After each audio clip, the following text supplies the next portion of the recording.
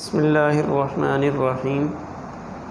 اس دنیا میں رہتے ہوئے انسان اپنے رشتہ داروں کے علاوہ بہت سارے افراد کے ساتھ دوستی کے رشتے میں بندھا ہوتا ہے، اور انسان کے بہت سارے دوست بھی ہوتے ہیں۔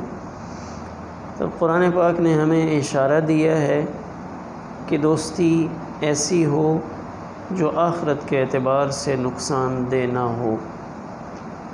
جیسے قرآن پاک میں اللہ تعالیٰ نے تذکرہ فرمایا کہ جب اللہ کے پیارے رسول صلی اللہ علیہ وسلم اپنی امت کے خلاف امت کے کچھ افراد جو دنیا میں غفلت والی زندگی گزار چکے ہوں گے اور قرآن پاک کو اور اس کی تعلیمات کو پس پشت ڈالا ہوگا، تو ان کے بارے میں جب اللہ کی بارگاہ میں عرض کریں گے وقال الرسول یا رب ان قوم اتخذوا هذا القرآن مہجورا،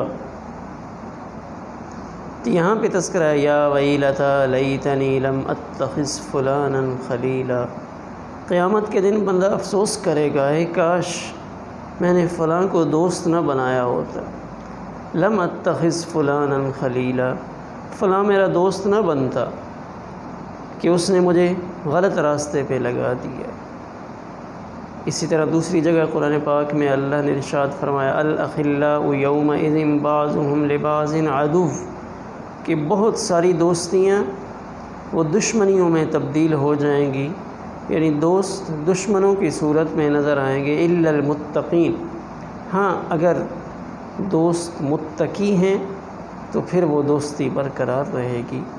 تو انسان کے دوست کیسے ہیں اور کون ہیں، اس کے بارے میں غور و فکر کرتے رہنا چاہیے، اور اپنے ہم نشین ان کو دیکھنا چاہیے کہ وہ دوست کون سے ہیں، میری جنت بنانے میں میرے معاون ہیں یا کہیں میرے دین پر چلنے میں رکاوٹ کا باعث تو نہیں بن رہے، اور وہ اپنی دوستی میں مخلص اور خیرخواہ ہیں یا نہیں۔ ایک کتاب میں زہد کی ایک کتاب میں واقعہ پڑھ رہا تھا کہ ایک دوست گھر میں بیٹھا ہوا تھا، اس کا دوست دوڑتا ہوا، دوست آیا، دروازے پہ دستک دی، جب یہ باہر گیا تو اس نے کہا کہ میں 400 درہم کا مقروض ہوں، مہربانی کر کے مجھے دے دو۔ تو یہ شخص آیا تو اس نے اندر سے 400 درہم اٹھا کر دے دیے۔ جب وہ چلا گیا تو اس نے گھر آ کر رونا شروع کر دیا۔ تو بیوی کہنے لگی اگر پیسے اتنے ہی پسند تھے تو اپنے دوست کو کیوں دیے ہیں، نہ دیتے بعد میں رونے کا کیا فائدہ ہے۔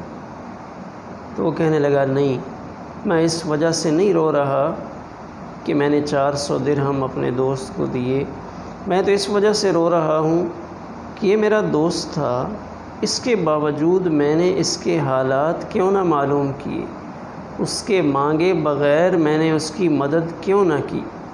یعنی دوستی کا مطلب تو یہ تھا کہ میں اس کا خیال رکھتا، اس کے مانگنے سے پہلے، اپنی حاجت کا اظہار کرنے سے پہلے میں اس کی ضرورت کو پورا کرتا، یہ اصل دوستی تھی۔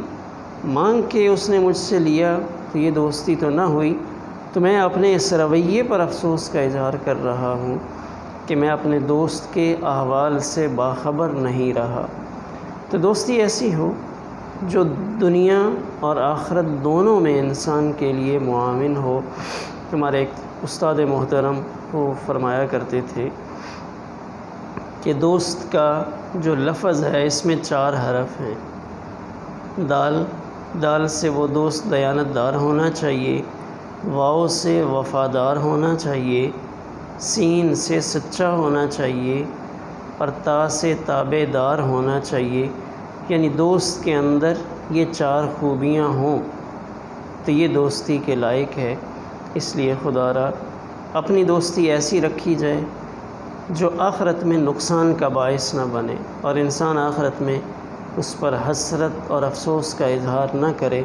اللہ تعالی ہم سب کو ایسے دوست نصیب فرمائے جو مخلص ہوں، دین اور دنیا دونوں میں ہمارے معاون ہو، اور جنت میں لے جانے کا سبب ہوں۔ والسلام علیکم ورحمۃ اللہ۔